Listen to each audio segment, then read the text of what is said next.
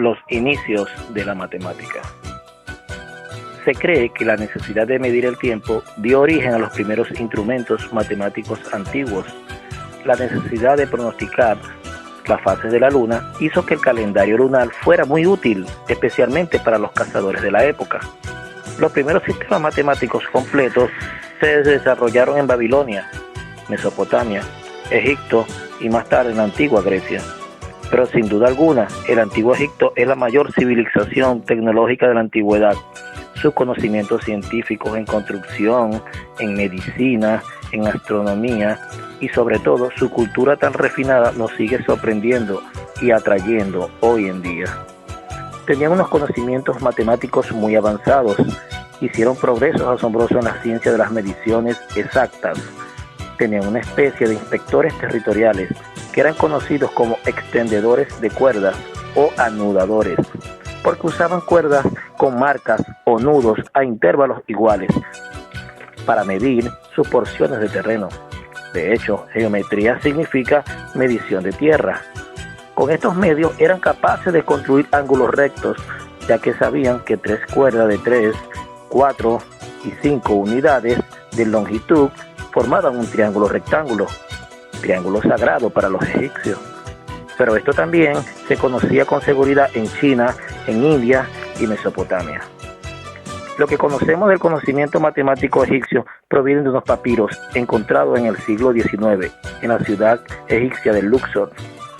El principal texto matemático egipcio que se conoce se llama Papiro del Rin. Fue escrito por un sacerdote llamado Ames hacia el año de 1700 a.C. aproximadamente y se titula Orientaciones para conocer todas las cosas oscuras. Contiene una colección de 87 problemas matemáticos de aritmética, fracciones, cálculo de áreas, volúmenes, progresiones, proporciones, regla de 3, ecuaciones lineales, ecuaciones de segundo grado y trigonometría básica. Otro documento importante es el Papiro de Moscú. Se desconoce quién lo escribió y contiene una colección de 25 problemas. De estos se destacan 2 sobre el resto: el relativo al cálculo del volumen de una pirámide truncada y el área de una superficie parecida a un cesto o tronco. Gracias a estos papiros se conoce bastante respecto a la matemática de los egipcios. En ellos se observan resoluciones de problemas con su planteamiento, operaciones y hallazgos de soluciones. Los egipcios fueron sin duda maestros en la geometría práctica, pero que conocieran la teoría, la razón subyacente de sus resultados, eso es otra cosa. Los sacerdotes egipcios acumularon un gran conocimiento aritmético y geométrico mucho antes de que los primeros viajeros griegos tuvieran conocimientos matemáticos. Pero los egipcios no se dieron sus secretos, ni mucho menos revelaron la naturaleza interna de los mismos, hasta que la aguda visión imaginativa de los griegos se percató de ello. Uno de los primeros griegos en viajar hacia Egipto fue Tales de Mileto. Tales de Mileto era un rico comerciante que vivió aproximadamente entre los años 640 al 550 a.C. Tenía mucho éxito como hombre de negocio. Esto lo llevó a viajar por varios países. Tenía relaciones comerciales con Babilonia y Egipto. Se retiró muy joven de este negocio y pasó una etapa de su vida en Egipto. Comprendió lo que había visto en sus viajes a Egipto, sobre todo por sus relaciones con los sacerdotes egipcios, que se cree recibió enseñanzas en astronomía, aritmética y geometría. Fue el primero en poner en relieve el verdadero significado del saber científico egipcio. Fue un gran matemático y astrónomo. Gran parte de su fama se debe a que acertó en la predicción de un eclipse solar en el año 585 a.C. Midió la altura de la pirámide utilizando una vara.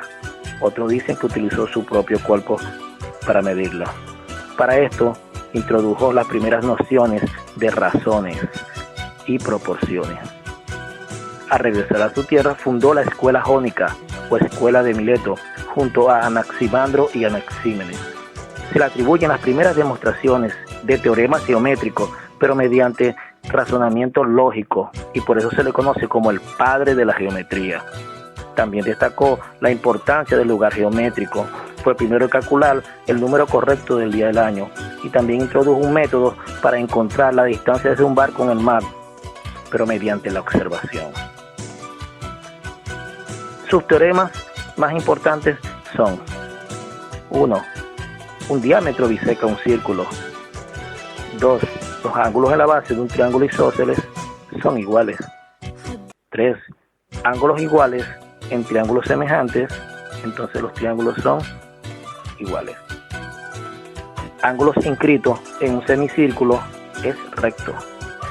Y el teorema más famoso, que lleva su nombre, el teorema de Tales, que expresa que si a dos líneas la cortan varias líneas paralelas, los segmentos que dejan allí son proporcionales. Tales nunca olvidó la deuda contraída con los sacerdotes egipcios y cuando ya era un anciano aconsejó a uno de sus discípulos más destacados a que visitara Egipto. Este siguió el consejo de Tales, viajó y obtuvo una amplia experiencia que le fue de gran utilidad. A la larga fundó su propia escuela y se rodeó de sus propios discípulos, llegando a ser aún más famoso que su maestro. Ese alumno era nada más y nada menos que Pitágoras. Pitágoras de Samos. La vida de Pitágoras se encuentra envuelta en un misterio. Nació en Jonia, en la isla de Samos, que era una colonia griega en el mar Egeo, en el año de 569 a.C. Fue instruido por los primeros filósofos jonios como Tales, Anaximandro y Anaxímenes. A los 18 años conoce a Tales y le interesa por los matemáticos. A los 20 años aproximadamente viaja a Egipto por recomendación de Tales y se queda aproximadamente 20 años aprendiendo geometría, aritmética, astronomía. Probablemente allí aprendió el teorema que hoy lleva su nombre. A la edad de 43 años aproximadamente regresa a su tierra natal y abrió una escuela, pero no tenía estudiantes. Por problemas políticos se trasladó a la ciudad de Crotona, ubicada en el sur de Italia, donde fundó una hermandad, o lo que hoy se conoce como Escuela Pitagórica. Esta escuela llegó a convertirse en una liga o hermandad parcialmente científica, filosófica, religiosa y política. Creían que el número era el principio o esencia de todo. Creían en la inmortalidad del alma, la alimentación vegetariana y en una educación basada en la gimnasia, la matemática y la música. Tenían extrañas normas y prohibiciones. Pronto ejercerían una gran influencia, tanto política como religiosa. Sus miembros compartían todo, tenían las mismas creencias, se dedicaban a las mismas investigaciones y sobre todo juraban nunca revelar los secretos de la escuela. Dividieron el saber científico en 4 ramas: la aritmética, la geometría, la música y la astronomía. Se le debe el uso de la palabra matemática y física. Para los pitagóricos el número 10 era el mejor número o el número perfecto. Estudiaron las propiedades de los números que hoy no son familiares, como los números pares, los números impares, los números primos, los números perfectos, incluso los números figurados como los triangulares, los cuadrados y los pentagonales. El símbolo de la hermandad era la estrella de 5 puntas llamada pentalfa, que representaba el número 5, la vida, el poder, la invulnerabilidad. Descubrieron el número de oro o número áureo al darse cuenta que la razón entre la diagonal de un pentágono y uno de sus lados siempre era la misma. A esta razón se le conoce como razón áurea. En geometría, su gran descubrimiento fue el teorema de Pitágoras, sin duda alguna el más popular de la matemática y una de las joyas de la geometría. Aunque en Egipto y Babilonia ya conocían las propiedades del triángulo rectángulo, Pitágoras fue quien enunció en términos algebraicos y geométricos e investigó sus consecuencias teóricas y prácticas. Además, fue él quien lo hizo muy popular. Es el teorema que cuenta con el mayor número de demostraciones diferentes. En el año de 1927, el matemático norteamericano E.S. Loomis catalogó 367 demostraciones diferentes en su libro titulado Proposiciones Pitagóricas. Como consecuencia directa del teorema de Pitágoras se descubrieron los números irracionales. al intentar calcular la diagonal de un cuadrado, se dieron cuenta que no guarda una proporción expresable en números enteros con respecto al lado del cuadrado. Y cuando esto sucede, se dice que son magnitudes inconmensurables, ya que no se podían comparar utilizando números enteros.